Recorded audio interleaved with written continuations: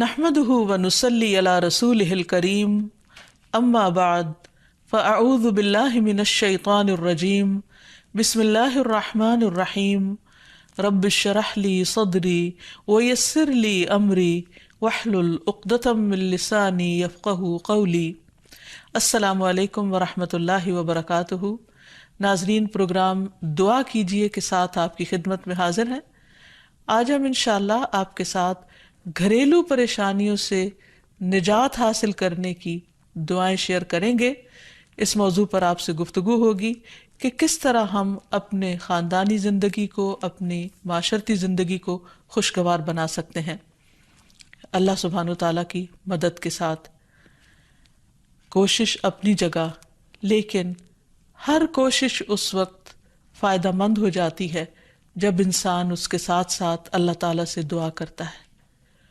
حدیث میں آتا ہے کہ اللہ سبحانہ وتعالیٰ کے نزدیک دعا سے زیادہ معزز اور کوئی چیز نہیں، یعنی سب سے زیادہ اللہ تعالیٰ جس چیز کو بندے کی ویلیو کرتے ہیں وہ دعا مانگنا ہے۔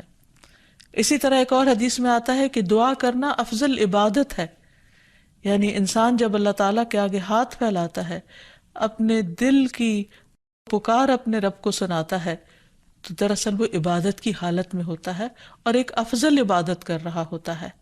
اس لیے کثرت کے ساتھ دعائیں کرتے رہنا چاہیے، لیکن یاد رہے کہ دعا کرنے سے پہلے اللہ سبحانہ وتعالیٰ کی تعریف ضرور کی جائے۔ اس سلسلے میں تعریف کے بے شمار کلمات ہمیں احادیث کی کتابوں میں ملتے ہیں۔ انہی میں سے ایک آتا ہے کہ آپ صلی اللہ علیہ وسلم سے سوال کیا گیا کہ کون سا کلام افضل ہے؟ آپ نے فرمایا جو اللہ نے اپنے فرشتوں اور اپنے بندوں کے لیے چنا، اور وہ ہے سبحان اللہ و بحمدہ، سبحان اللہ و بحمدہ۔ یعنی جب انسان دعا کرنا چاہے تو اس سے پہلے کچھ مرتبہ جتنا اس کا دل چاہے اللہ تعالیٰ کی تسبیح اور حمد و ثنا بیان کرے، اور بار بار تکرار کے ساتھ کہتا رہے سبحان اللہ و بحمدہ۔ اس کے بعد درود شریف پڑھے جتنی دیر پڑھنا چاہے، اور پھر اس کے بعد اپنی حاجت اللہ سبحانہ وتعالیٰ کے سامنے رکھے تو انشاءاللہ اس کی پریشانی دور ہوگی۔ جہاں تک گھریلو پریشانیوں کا تعلق ہے تو اس میں ہم دیکھتے ہیں کہ ہر گھر کے اندر کوئی نہ کوئی چیز ایسی ہو جاتی ہے کہ جس سے باہمی تعلقات میں بدمزگی پیدا ہو جاتی ہے۔ بعض افراد کی طبیعت میں غصہ زیادہ ہوتا ہے، بعض لوگ جھگڑالو ہوتے ہیں، بعض لوگ شکی مزاج کے ہوتے ہیں، بعض لوگوں کو اونچا بولنے کی عادت ہوتی ہے، بعض لوگ دوسروں کو مختلف باتوں پر زج کرتے رہتے ہیں، بعض لوگ اپنی ذمہ داریوں کو ٹھیک سے نہیں نبھاتے۔ تو یہ تمام چیزیں صرف نہ یہ کہ ایسے انسان کو خود بلکہ اس کے آس پاس رہنے والوں کو اذیت میں مبتلا کر دیتی۔ اب اس میں انسان بعضوں کو سمجھانے سے بھی کام لیتا ہے، دوسروں سے بھی مدد لیتا ہے، لیکن پھر بھی مسئلہ حل نہیں ہوتا۔ تو صحابہ کرام تو اپنی جوتی کا تسمہ بھی ٹوٹ جاتا تو اللہ سبحانہ تعالیٰ سے مانگتے تھے۔ تو اگر گھر کے اندر کسی قسم کی ناچاکی یا پریشانی ہے تو اس سلسلے میں بھی ہمیں اللہ تعالیٰ کی طرف رجوع کرنا چاہیے، اور پھر اس کے ساتھ ساتھ دوسرے کو جو مشکل پیدا کر رہا ہے سمجھانا بھی چاہیے۔ جہاں تک لڑائی جھگڑے کا تعلق ہے تو اسے منافقت کی علامت بتایا گیا۔ آپ صلی اللہ علیہ وسلم نے فرمایا کہ منافق کی 4 علامتیں ہیں، ان میں سے ایک بات کرے تو جھوٹ بولے، وعدہ خلافی کرے، امانت میں خیانت کرے، اور جب وہ جھگڑا کرے تو گالی دے، یعنی جھگڑتا بھی ہے اور گالی بھی دیتا ہے۔ نبی صلی اللہ علیہ وسلم نے یہ بھی فرمایا کہ اللہ کو سب سے زیادہ ناپسند آدمی وہ ہے جو بہت جھگڑالو ہے، یعنی اللہ تعالیٰ ایسے شخص سے محبت نہیں کرتے۔ اس لیے اگر آپ کسی سے بات کر رہے ہو تو اس کی بات توجہ سے سن لے۔ چھوٹی چھوٹی باتوں پر جھگڑنا اور دوسرے کے ساتھ بد اخلاقی سے پیش آنا یہ درست نہیں۔ پھر اسی طرح مومن جو ہے وہ کبھی بد اخلاق نہیں ہوتا، اور بد اخلاقی پھر منافقت کی علامت ہے۔ رسول اللہ صلی اللہ علیہ وسلم نے فرمایا تمہارے یہ نسب نامے کسی کے لیے گالی کا سبب نہیں ہے، تم سب آدم کی اولاد ہو، ایک دوسرے کے قریب ہو، دین یا عمل صالح کے علاوہ کسی وجہ سے کسی کو کسی پر کوئی فضیلت نہیں۔ آدمی کے برا ہونے کے لیے یہی کافی ہے کہ وہ فحش گو ہو، بد کلام ہو، بخیل ہو اور بزدل ہو۔ پھر اسی طرح آپس میں محبتوں کا نہ ہونا، بہن بھائیوں میں ناچاکی، یا شوہر بیوی میں ناچاکی، یا والدین کے ساتھ محبت کا نہ ہونا، یہ ایک طرح سے اللہ تعالیٰ کی طرف سے ایک آزمائش بھی ہو سکتی ہے اور ایک عذاب بھی ہو سکتا ہے۔ مومن تو محبت کرنے والا ہوتا ہے، اور اس شخص میں کوئی خیر نہیں جو محبت کرتا نہیں اور لوگ اس سے محبت نہیں کرتے، اور لوگوں میں سب سے زیادہ بہترین انسان وہ ہے جو لوگوں کے لیے فائدہ مند ہوتا ہے۔ تو اس لیے بہت ضروری ہے کہ خاندان کے اندر باہم محبت پائی جائے۔ گھریلو زندگی خوبصورت ہو جاتی ہے اگر آپس میں ایک دوسرے سے پیار، محبت اور ہمدردی کے جذبات پائے جاتے ہیں۔ پھر اسی طرح بعض اوقات گھریلو زندگی میں بدگمانیاں بہت تکلیف دیتی ہیں، یا گھر کے کچھ افراد سنی سنائی باتوں پر یقین کرتے ہوئے دوسروں کے خلاف بدگمانی پال لیتے ہیں، تو اس سے بھی پرہیز کرنے کی ضرورت ہے۔ اسی طرح گھریلو پریشانیوں میں گھر کا تنگ ہونا بھی ایک عذاب کی شکل ہے۔ اس لیے نبی صلی اللہ علیہ وسلم نے ہر وضو کرنے کے بعد جو دعا سکھائی، اس میں خاص طور پر یہ دعا آتی ہے کہ اے اللہ میرے گھر میں وسعت پیدا کر دے، یعنی ایک تو دلوں میں وسعت ہو، اور دوسرا یہ ہے کہ جگہ بھی کشادہ ہو۔ رسول اللہ صلی اللہ علیہ وسلم نے فرمایا 3 چیزیں بدبختی میں سے ہیں۔ عورت جب تو اسے دیکھے تو وہ تجھ کو بری لگے، اور وہ تجھ پر اپنی زبان چلائے، اور اگر تو اس سے غائب ہو تو وہ اپنے نفس کی اور تیرے مال کی حفاظت نہ کرے۔ دوسرے، مریل سواری کہ اگر تو اسے مارے اور چلائے تو تجھ کو تھکا دے، اور اگر اسے چھوڑ دے تو تجھے جلد تیرے ساتھیوں تک نہ پہنچائے، اور ایسا گھر جو تنگ اور کم سہولتوں والا ہو۔ تو اس لیے اگر انسان ایسی کسی تکلیف میں مبتلا ہے تو اس کا حل بھی یہی ہے کہ کوشش کے ساتھ ساتھ انسان دعا کرے۔ اسی طرح خرچ میں کمی، وسائل میں کمی، مال میں کمی، یہ تمام چیزیں بھی عموماً گھروں کے اندر جھگڑے پیدا کر دیتی ہیں۔ کھانے پینے کی قلت، بنیادی ضروریات کا پورا نہ ہونا، تو ایسی صورت میں بھی انسان اللہ تعالیٰ کی طرف رجوع کرے، اور اس کے لیے ساتھ ہی کوشش بھی ضروری ہے۔ کوشش میں سب سے پہلے تو یہ کہ انسان لڑائی جھگڑا چھوڑے، صبر و ضبط کی عادت ڈالے، برداشت اور تحمل کی عادت اپنے اندر پیدا کرے، اپنے اخلاق کو بہتر بنائے۔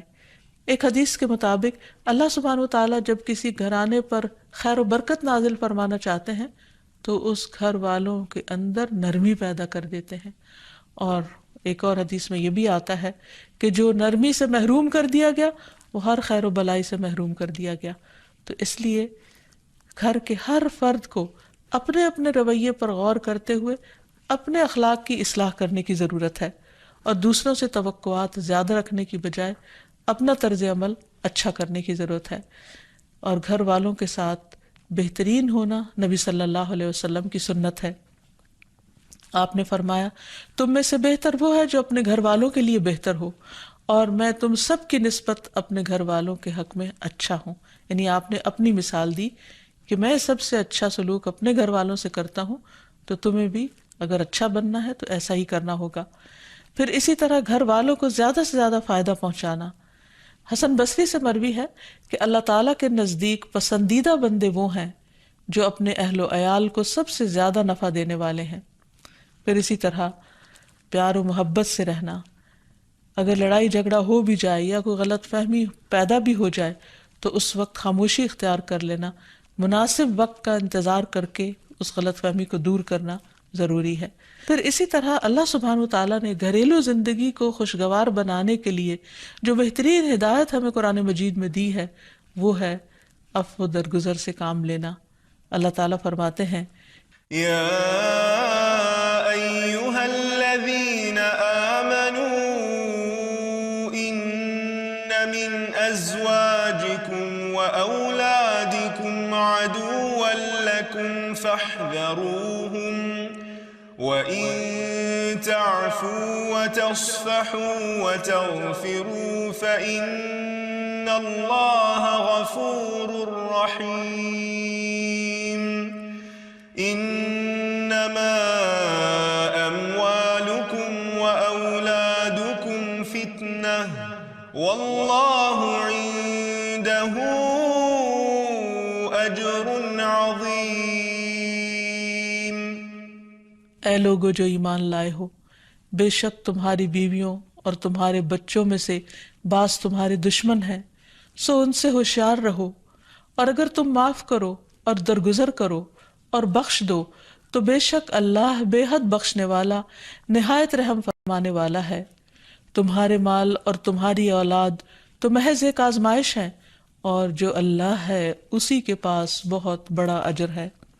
یعنی انسان کو بعض اوقات اپنی ہی بیوی یا بیوی کو اپنے ہی شوہر سے اور بعض اوقات اپنے ہی بچوں سے یا اپنے ہی والدین سے دشمنی کا اندیشہ ہو سکتا ہے، اور وہ ایک دوسرے کے لیے مصیبت اور بلا ہو سکتے ہیں، لیکن ایسی صورت میں بھی انسان کا گزارا نہیں ہو سکتا جب تک ایک دوسرے کو معاف نہ کرے۔ زندگی کی گاڑی نہیں چل سکتی جب تک انسان دوسروں کے قصور اور غلطیاں ان سے درگزر نہ کرے، کیونکہ ہر انسان کبھی غصے کی وجہ سے، کبھی جہالت کی وجہ سے، کبھی جلد بازی کی وجہ سے، کبھی لوگوں کے اکسانے پر اپنے پیاروں کے ساتھ زیادتیاں کر جاتا ہے۔ تو ایسی صورت میں انسان اگر چاہتا ہے کہ اس کی زندگی خوشگوار ہو تو اسے معاف کرتے رہنا چاہیے۔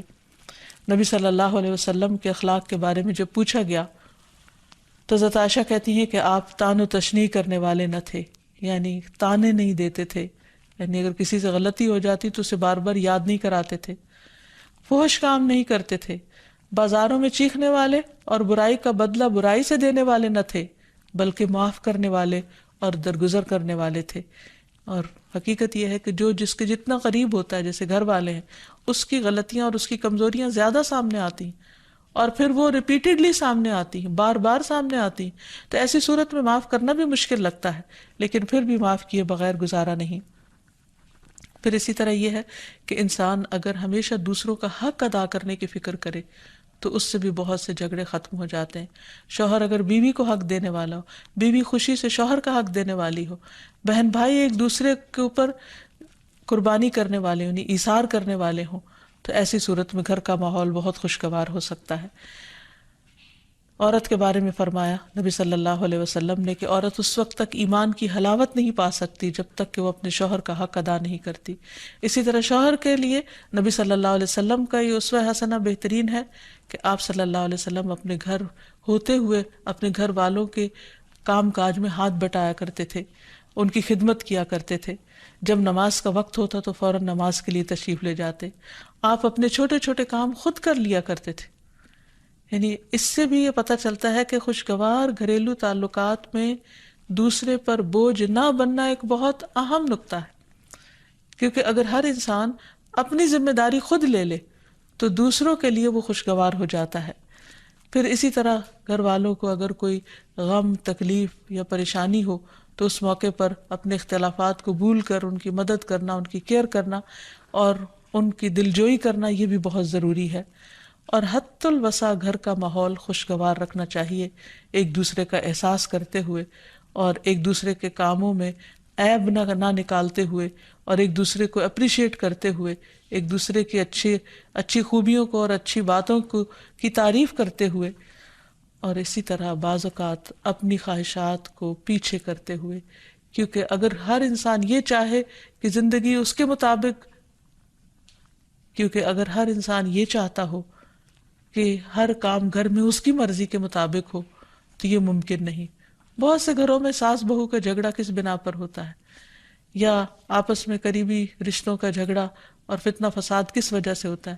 کیونکہ ہر شخص یہ چاہتا ہے کہ گھر کا نظام اس کی مرضی کے مطابق ہو، حالانکہ ایسا ہونا ممکن نہیں۔ تو اس لیے ہر انسان کو اپنی رائے بھی دینی چاہیے، لیکن دوسروں کی رائے کا بھی احترام کرنا چاہیے، اپنی ضرورت بھی پوری کرنی چاہیے، لیکن اس کے ساتھ ساتھ دوسروں کی ضروریات کا بھی خیال کرنا چاہیے۔ پھر اسی طرح بہت سے معاملات میں قناعت اختیار کرنی چاہیے، کیونکہ یہ زندگی بذات خود ایک امتحان ہے، اور اصل عیش و عشرت کی جگہ جنت ہے، دنیا نہیں، یا دنیا کا گھر نہیں۔ تو اس لیے ضروری ہے کہ مشکل حالات میں انسان اپنے عزیزوں کا، پیاروں کا، گھر والوں کا ساتھ دے، ان کی مدد کرے۔ مثلا شوہر کے اگر معاشی حالات تنگ ہیں تو بیوی ناجائز مطالبات نہ کرے، اسی طرح اگر بیوی بیمار ہے تو شوہر اس سے بہت زیادہ گھر کے کام کا مطالبہ نہ کرے۔ تو ایک دوسرے کے حالات کی رعایت کرتے ہوئے اگر انسان ایک دوسرے سے توقعات رکھے تو اس سے بھی حالات بہت خوشگوار ہو سکتے ہیں۔ اور پھر یہ کہ ہمیشہ دوسروں کی چھوٹی چھوٹی ایفرٹ پر ان کے لیے شکر گزاری کے جذبات ہونے چاہیے۔ مثلاً اگر کوئی آپ کو گھر میں پانی پلا دے تو آپ اس پر بھی شکریہ بولیں. ہم عام طور پر اگر گھر سے باہر کہیں ہوتے ہیں اور کوئی ہمارے ساتھ تھوڑے سا بھی احسان کا معاملہ کرے تو ہم اس کے احسان کو مانتے ہیں، لیکن گھر والوں کا احسان ماننا ایک مشکل کام لگتا ہے. تو اس لیے اگر ہم چاہتے ہیں کہ گھریلو زندگی خوشگوار ہو تو اس میں گھر والوں کے احسان کو بھی ماننا ضروری ہے. اور پھر چھوٹی چھوٹی اذیتوں کو بہت مینشن نہیں کرنا چاہیے، ان کا ذکر نہیں کرنا چاہیے، ان پر صبر کرنا چاہیے. تو جو شخص شکر اور صبر سے کام لیتا ہے اس کی زندگی لازماً خوشگوار ہوتی ہے. لیکن اس کے باوجود بھی اگر گھریلو زندگی میں تنگی ہو، تکلیف ہو، آپس کی ناچاکی ہو، دشمنی ہو، پریشانی ہو، بہت بے چینی ہو، تو پھر اللہ سبحانہ وتعالیٰ ہی کی طرف رجوع کرنا چاہیے. کیونکہ قرآن مجید میں آتا ہے وَإِن يُرِدْكَ بِخَيْرٍ فَلَا رَادَّ لِفَضْلِهِ يُصِيبُ بِهِ مَن يَشَاءُ مِنْ عِبَادِهِ وَهُوَ الْغَفُورُ الرَّحِيمُ. اور اگر اللہ تجھ سے کوئی بھلائی کرنا چاہے تو کوئی اسے ٹالنے والا نہیں، وہ اپنے بندوں میں سے جسے چاہے فضل سے نوازتا ہے اور وہ بخشنے والا اور رحم کرنے والا ہے. تو اس لیے چھوٹی چھوٹی تکلیفوں پر بھی فوراً اللہ کا ذکر، اللہ کی یاد، اللہ کی تسبیح انسان کے دل کو سکون بخش دے. اور نبی صلی اللہ علیہ وسلم نے خصوصاً اپنی پیاری بیٹی فاطمہ رضی اللہ تعالی عنہا کو جب وہ گھر کے کام کاج کر کے تھک جاتی تھی، کیونکہ اپنے ہاتھ سے چکی پیستی، اپنے ہاتھ سے آٹا گوندتی، اپنے ہاتھ سے اپنے گھر کے کام کاج کرتی، بچوں کو لک آفٹر کرتی، تو بہت تھک جاتی تھی. اور اسی تھکاوٹ کی وجہ سے انہوں نے ایک دفعہ نبی صلی اللہ علیہ وسلم کے پاس جب کچھ قیدی آئے تو خادم کا مطالبہ کیا، لیکن آپ صلی اللہ علیہ وسلم نے ان کو خادم دینے کی بجائے یہ تسبیحات سکھائی اور فرمایا کہ جب تم اپنے بستر پر جانے لگو تو 33 بار سبحان اللہ، 33 بار الحمدللہ اور 34 بار اللہ اکبر پڑھ لیا کرو. اور اسی لیے یہ تسبیحات فاطمہ کے نام سے بھی معروف ہیں. تو رات کو خاص طور پر بستر پر لیٹ کر یہ تسبیحات ضرور پڑھ لینی چاہیے، کیونکہ یہ گھریلو کام کاج کی تھکاوٹ کا بہترین علاج ہے اور خادم کی جگہ کفایت کرنے والی دعائیں ہیں. پھر اسی طرح گھر میں وسعت اور کشادگی کی دعا، اللہم اغفر لی ذنبی ووسع لی فی داری وبارک لی فی رزقی. اے اللہ میرے گناہ معاف کر دے، میرے گھر میں وسعت پیدا کر دے اور میرے رزق میں برکت عطا کر دے. پھر اسی طرح چھوٹی چھوٹی پریشانیوں کے سلسلے میں مثلاً بچے کو چوٹ لگ گئی یا اچانک کسی وبائی مرض کا کوئی شکار ہو گیا تو علاج معالجے کے ساتھ ساتھ دعا کرنا ضروری ہے. مثلاً گھر والوں میں سے اچانک کسی کو کوئی ایسی بیماری آ گئی، کوئی سٹروک ہو گیا یا ہارٹ اٹیک ہو گیا تو سارے گھر والے پینک ہو جاتے ہیں. ایسی صورت میں پریشانی کا صرف اظہار کرتے رہنے سے اور غمگین رہنے سے مریض کی مدد نہیں کی جا سکتی. تو اس موقع پر اللہ تعالیٰ سے دعا کرنی چاہیے. اور ایک بہت خوبصورت دعا جو نبی صلی اللہ علیہ وسلم نے حضرت اسماء بنت امیس کو سکھائی تھی کہ آپ نے فرمایا کیا میں تمہیں ایسے کلمات نہ سکھاؤں جن کو تم پریشانی کے وقت پڑھا کرو. اور وہ کلمات ہیں اللہ اللہ ربی لا اشرک بہ شیئا، اللہ ہی میرا رب ہے، میں اس کے ساتھ کسی چیز کو شریک نہیں بناتی. اور آخر میں یہ کہ گھر والوں کی باہمی محبت اور الفت اور تعلقات کی بہتری کی دعا کرنی چاہیے جو پیارے نبی صلی اللہ علیہ وسلم نے ہمیں سکھائی ہے.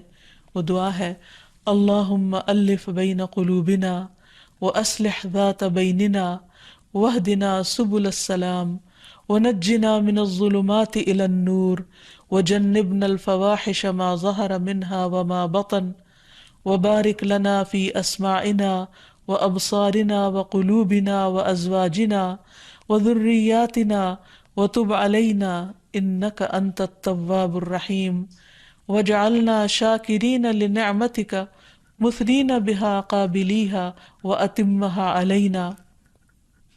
اے اللہ ہمارے دلوں میں الفت پیدا فرما دے اور ہمارے آپس کے معاملات کی اصلاح کر دے، ہمیں سلامتی کے راستوں کی رہنمائی فرما اور ہمیں اندھیروں سے نجات دے کر نور کی طرف لے آ، اور ہمیں تمام ظاہری اور چھپی بدکاریوں سے محفوظ رکھ. ہمارے کانوں اور ہماری آنکھوں اور ہمارے دلوں اور ہماری گھر والیوں اور ہمارے بچوں میں برکتیں عطا فرما، ہماری توبہ قبول فرما. بلا شبہ تو بہت زیادہ توبہ قبول کرنے والا اور رحمت کرنے والا ہے. ہمیں اپنی نعمتوں کا شکر ادا کرنے والا بنا اور ان کی تعریف کرنے والا اور ان کو قبول کرنے والا بنا دے، ان نعمتوں کو ہم پر کامل فرما دے، یعنی ان نعمتوں کو ہم پر تمام کر دے۔ تو کس قدر جامع اور خوبصورت دعا ہے جو نبی صلی اللہ علیہ وسلم نے ہمیں سکھائی۔ گھریلو زندگی کو خوشگوار بنانے کے لیے ان دعاؤں کو پڑھتے رہنا چاہیے، یاد کر لینا چاہیے، قبولیت کے مواقع پر پڑھنا چاہیے۔ اگر زبانی یاد نہ بھی ہو تو دیکھ کر پڑھ لینا چاہیے، اور اگر ان کا ترجمہ نہ آتا ہو تو اردو میں پڑھنے میں بھی کوئی حرج نہیں، لیکن اللہ تعالیٰ سے مانگتے رہیے کیونکہ ساری مشکلات کا حل صرف اسی کے پاس ہے۔ وآخر دعوانا ان الحمد للہ رب العالمین۔ السلام علیکم ورحمۃ اللہ وبرکاتہ۔